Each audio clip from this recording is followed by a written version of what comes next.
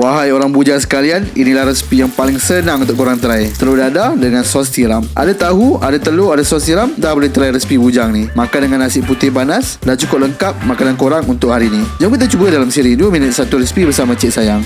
Telur ni korang pecahkan dalam mangkuk. Lepas tu korang campurkan dengan kicap masin dan juga sedikit white pepper. Kita potongkan tahu ni nipis-nipis. Kemudian korang ambil 3 biji telur dan masukkan kicap cair dan juga sedikit white pepper. Tak ada kicap cair, korang masukkan garam je. Lepas tu kita masukkan tahu yang kita potong tadi dan kita gorengkan macam telur dadah biasa tu. Biarkan dia masak dulu kat bawah supaya dia keras sikit. Lepas tu korang boleh terbalikkan telur dadah ni. Hati-hati terbalikkan. Saya pakai 2 sudip. Bila dah masak, kita letakkan atas pinggan dulu. Baki minyak tadi, korang masukkan 3 ulas bawang putih racik, 1/4 bawang holland. Tumis sampai naik bau. Sebelum kita boleh masukkan dalam 3 sudu sos tiram. Kacaukan sekejap dan masukkan air tepung jagung. Masukkan juga sedikit air biasa, sedikit kicap lemak manis dan kita sambung masak. Last sekali taburkan sedikit daun bawang. Dah siap boleh curahkan atas telur dadah. Lepas tu siaplah kita punya telur dadah sos tiram. Sangat simple. Untuk korang yang selalu busy tu, boleh cuba. Selamat mencuba. Jom follow kami untuk lebih banyak resipi menarik.